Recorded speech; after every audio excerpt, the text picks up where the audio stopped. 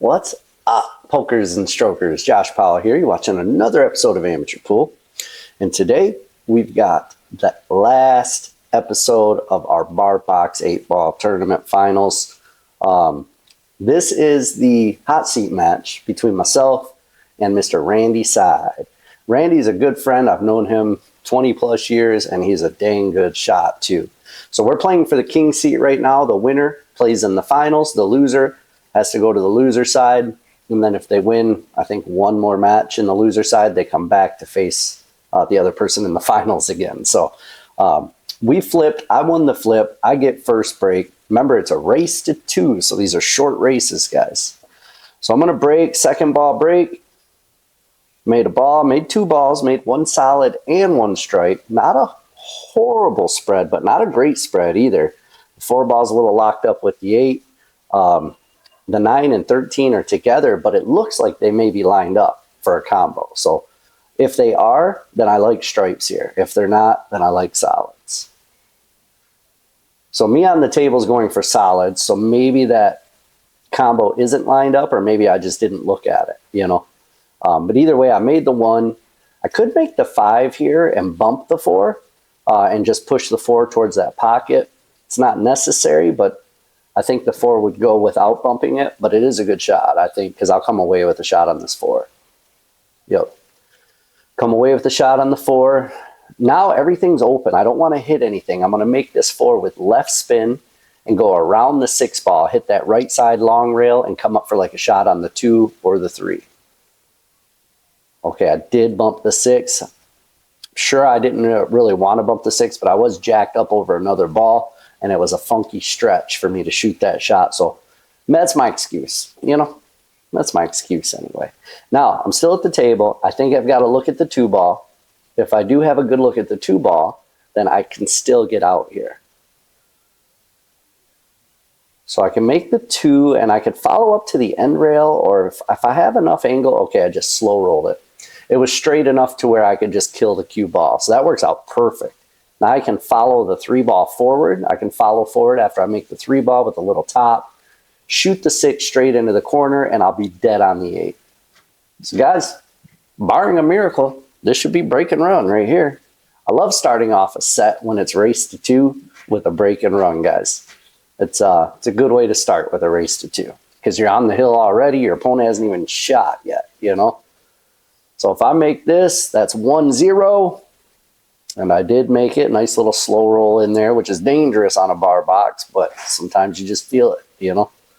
So there's Randy. That's the first time we've seen him in this match. Like I said, guys, he's a good shot. I've known him for, geez, probably close to 25 years. So he's a good dude, good friend, and a good shot, and I'm glad him and I faced off in this match here.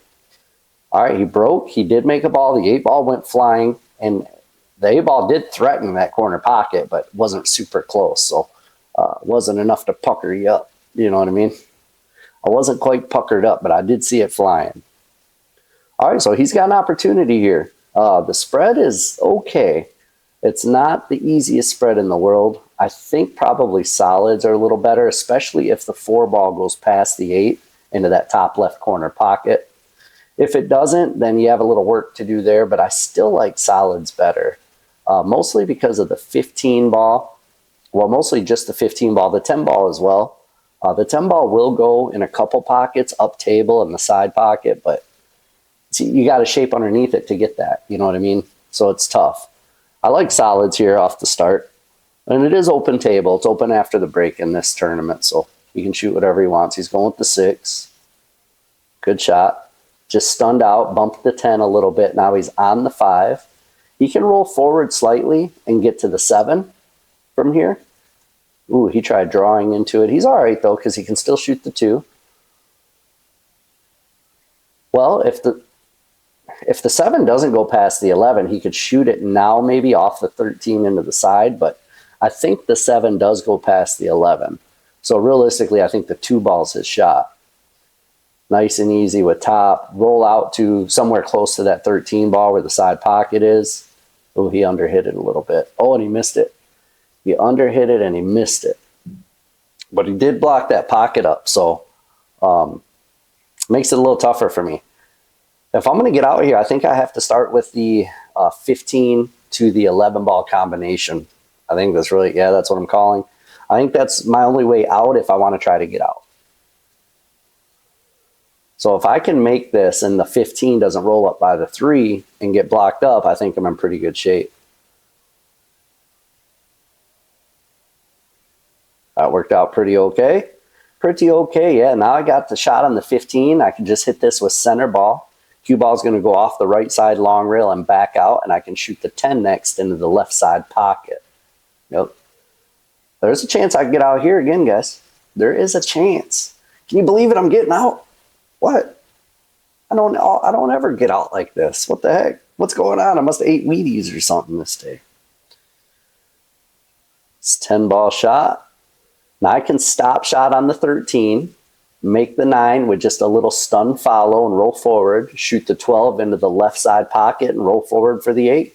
I was just looking at the 8 to make sure I could make it clean without hitting the 4. And it looks like I can. I don't think there's any issue. Yeah, you want to hit jack up and hit the bottom of this ball because you want to stop the cue ball. Yep. Yeah, if the cue ball drifts on that shot, then you're going to have a weird angle and it's going to be hard to get on the 12 right. So from here, I just make the 9 ball with a stun follow through, just barely above center, follow through the shot, and it rolls forward just maybe a revolution or 2 after it makes contact. Yep. That's it, man. Now I can make the 12 with top, roll forward just to enough to where I can see the 8 without hitting the 4. And this is going to be game number 2, guys. 2 games, and Randy only got 1 break shot. It was a break shot. That's all he had.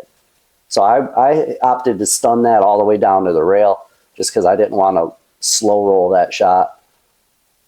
But I look to be okay. I think I can make this 8, and that should be it. I'll be in the king seat, guys, waiting on the winner of the loser side bracket. But you don't have to wait because I got that match coming right up next. This is a double header, boys and girls. And guess who it is? Guess who? All right, I gave you long enough. I'm going to tell you guys. Randy, the guy I just played, he lost to me, went to the loser side. He won his matches on the loser side. I can't remember if it was 1 or 2 matches. I think just 1. And then he came back to face me in the finals. Now, I'm going to let you guys in on a little secret here. So, like I said, Randy and I are friends. It was getting late in the night. He came up to me before the match and said, hey, do you want to split? And I said, sure. You know, I'll split with you. It wasn't a big pot, so it wasn't a big deal. But we split the money, but I asked him to just play me 1 set because realistically he had to beat me twice to win the tournament. But I said, I'll split with you. Just play me 1 set so I can get the video, you know, and finish the tournament. That way I have the ending of the tournament here. And so he said, no problem. So we ended up playing this 1 set instead of 2 just to play it out for the video. So now you're all up to speed. Now I'm up to speed. Let's see how it unfolds, guys. All right. Looks like I broke. I made a couple balls, and I'm trying to figure out what I want to do here. I'm pretty tight to that strike, and I have to jack up to masse it so I don't double hit. And it doesn't look like I'm going to make it. Nope, I did hit a rail, though, so it was a good shot. I did hit a rail. I just didn't make the shot. Man. So Randy's going to have his opportunity for some revenge here, guys. Made a nice shot on that 5 ball. He's got the 4. He could cut the 4 here. I think he could make the 6, the 1, or the 7 too. I mean, he's in pretty good shape. I like this, going for the 6. And then he can shoot the 4 next, followed by the 2, and then come up table and shoot the 7 and the 1. But he's got to figure out how he wants to approach the 7 and the 1. Because that 7 can be a little funky next to my stripe like that. Ooh. A little more draw on that shot, and he could have avoided running into the 2. Now this is a tough shot. It's a back cut. It's a backwards cut. If he makes it, he should open his 7 up a bit. Oh, no, he put draw on it, but did open his 7 up off the rail. But he missed the shot on the 2, so, hey, let's see what happens. The way I was shooting last set, I should be out here. But you guys know me, right? Should and do are often 2 different things for me. Pretty easy here, just straight follow for the 10 ball next. Ooh, I didn't want to be over top of that 15. Looking at this now, I like shooting the 15 now. I know it's a little close and you got to be careful with your strokes so you don't double hit. But if it's lined up straight, which it looks like it is, I shoot it, give myself a little breathing room, and then come back to finish these balls. I'm opting to go for the 14, probably because I didn't want to mess with that potential double hit there. So I shot the 14 instead. Good shot as well. Now I can shoot the 10 with straight left spin, then go 3 rails back up by where I put that chalk down just now for the 9 ball next. Oh, it's a bar table though. You got to hit it harder than that. Yeah, you see me jerk? I was slow table, man. So that's the downside to always playing on like nice equipment with Simonis is when you do get on a slow table like this, sometimes you underhit them, you know, because you expect a good roll on it, and it doesn't always work out. You know, playing on shag carpet, it just doesn't roll as good. So I went for the bank there, and I missed it. Bad news for me because Randy is the type of guy who absolutely can get out from here. You know, like I said, he's a good shot. You didn't get a chance to see it in the first set because he only got one opportunity at the table. But I've been playing him for years. The guy's pretty good. The gentleman is pretty okay. You know what I mean? So that was a good shot. If he makes a 7 with just a stop shot, he can throw it a little just to hold the angle. Stop shot. Ooh, he didn't really. He overcut it. So I hit that ball straight into the point with right spin, which throws the ball to the left. That way it holds the cue ball better. He opted to cut it straight in, I think. Oh, I overcut that dang ball, man. What a difference between our first set and this set, you know? I mean, I don't know if it's just a different mindset. It was getting later in the night, or if, you know, the fact that we already decided to split and it just didn't mean as much. I don't know what it is, but I'm definitely not playing the same as I was in the first set. That's for sure. That first set, I mean, if I could play like that all the time, guys, I'd have to change my channel name, you know? It's a professional pool with Josh, you know, instead of amateur pool. But I don't play like that all the time. In fact, I play like that once in a while. That's it. You know, just once in a while. All right, Randy got that first game. He's on the hill. That's 1 to zip sauce, guys. 1 for the bad guys, you know? Randy, if you watch this, I'm talking about you, sucker. Talking about you, my man. All right. So the break was dry, and I've got an opportunity here. I'm going to cut the 4. What am I probably going to come up for the 3? Yeah, come up for the 3 ball. The 5-7 are going to cause me some problems. If I can make the 3 ball and then combo the 5-7, make the 7, that's going to open my table up, because not only does it open up the 5-7, but the stun shot should make the cue ball come off the rail and straight over into the 1 and 8 and open those up as well. So this is a key shot right here for me to get out. This is key. And I missed it. I mean, it wasn't the easiest shot in the world, so I can't fault myself too much for missing that one, you know. It wasn't lined up straight. I had to overcut it, overcut the 5 to make the 7. But not bad news for me. Randy's back at the table, man. Back at the table. All right, his stripes are looking good. You know, I think the 12 ball is his biggest issue, and honestly, it's not that big of an issue, because if he gets a look at it from right around where the cue ball's at now, like in between the 2 and the 1, he can shoot it in the side pocket pretty easy. He can shoot it into the side pocket. Yeah, he's looking at it right now. If he gets that look right there, he can make it in the side. And if he gets that ball out, chances are he's getting out if he gets to that ball. That's the key ball. That's his problem ball. Not really the key ball, I guess. Key ball is what the last ball before the 8. But that's his problem ball that he needs to address. And it looks like he might have got there. That was about where he was holding his stick to look. So if he got there, guys, I may be in trouble. You know what I mean? He may do to me what I did to him in the first set.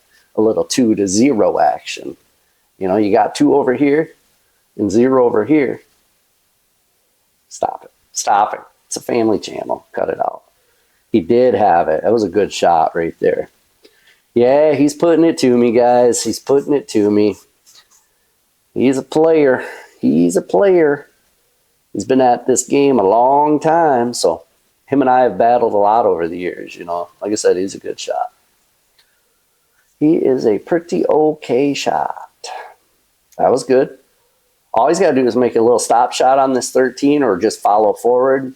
As long as he doesn't get behind like the 2-1-6, he's got the 8 inside, man, and he's out. Check.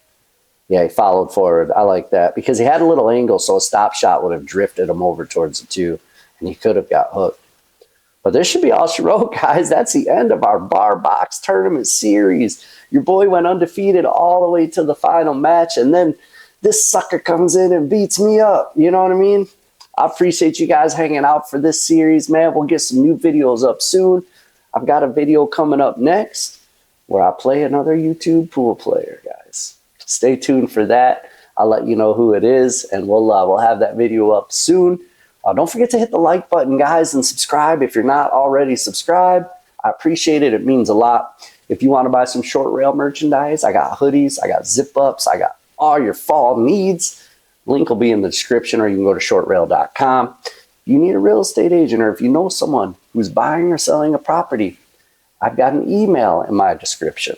Guys, I work for a company called Real Estate for a Cause Waterford. A percentage of everything we make goes to a nonprofit charity. So if you need anything real estate related, shoot me an email, guys, anywhere in the country. I've got a big network of agents that I work with across the entire country. They're vetted, they're experienced. And if you're in Michigan, you're going to get me, you know, sorry. It's just the way it is. You'll be stuck with me. But if you're anywhere else in the country, man, I'll hook you up. Just shoot me an email and we'll go from there. Perimeter Billiard Lights. If you want the best light in the business, go to perimeterbilliardlights.com and use my discount code AmateurPool. All uppercase, no spaces. I'm with it, guys. You know, need me a little non-sponsored drink from that. And we'll catch you guys on the next video. Peace.